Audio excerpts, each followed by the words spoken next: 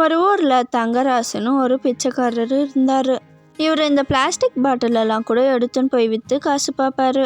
ஒரு நாள் இந்த பிளாஸ்டிக் பாட்டில் எல்லாம் எடுத்துன்னு இருந்தாரு. என்ன இந்த கல்லு ரொம்ப வித்தியாசமா இருக்கு, ரொம்ப அழகாவும் இருக்கே.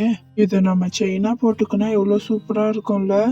அந்த கல்லையும் ஒரு கயிறுல கோர்த்து செயினா போட்டுக்கினாரு. அதே மாதிரி இன்னொரு நாளும் ஒரு பிளாஸ்டிக் பாட்டில் எடுத்துன்னு இருந்தாரு. அப்போ அங்க ஒருத்தர் வந்தாரு. அடடா, என்ன இந்த ஆள் காலத்துல வைரக்கல் இருக்கு. இந்த காலத்துல வைரக்கல்ல தைரியமா போட்டுன்னு சுத்தின்னு இருக்காரு. அவருக்கு அது வைரக்கல்லுன்னு தெரியல போல. சரி, நம்ம கேட்டாச்சு பாப்போம்.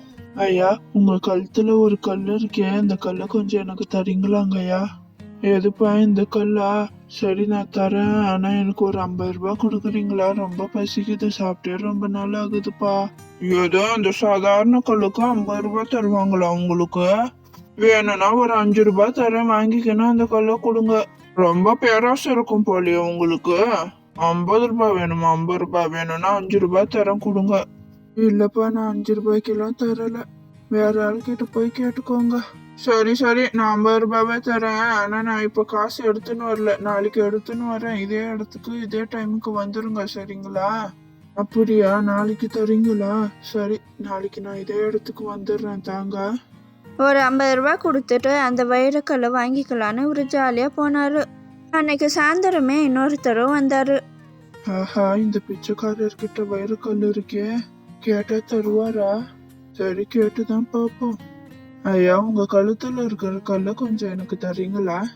என்ன இது, எல்லாரும் இந்த கல்லையே கேக்குறாங்க. அப்படி என்ன இருக்கு இந்த கல்லுல?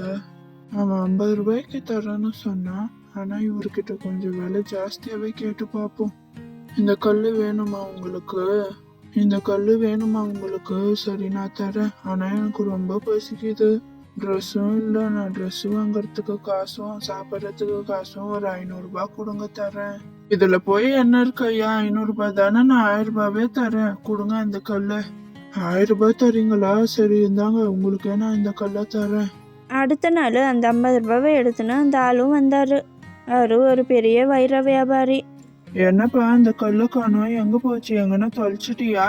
இல்ல இல்ல, நீ போனதுக்கு அப்புறம் இன்னொருத்தர் வந்தாரு. அவரும் பெரிய வைர வியாபாரின்னு சொன்னாரு.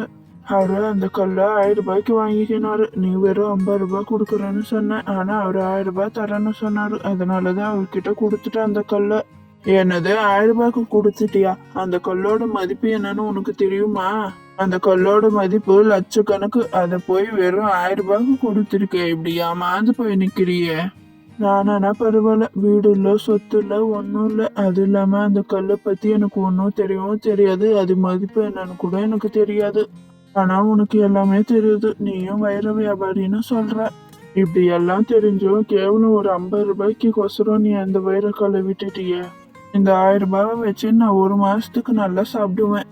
பல லட்சத்துக்கு மதிப்பில்லான பொருளை வெறும் 50 ரூபாய்க்கு விட்டுட்டு ஏமாந்து போய் நிக்கிறது நீதான். 50 ரூபாவை புடிச்சு வச்சுக்கினா லட்சத்தை காத்துல பறக்க விட்ட நீதான். நான் உன்னை ஏமாந்துவன் இல்லை. உன் பேராசனாலதான் அது உனக்கு கிடைக்காமலேயே போச்சு, போ.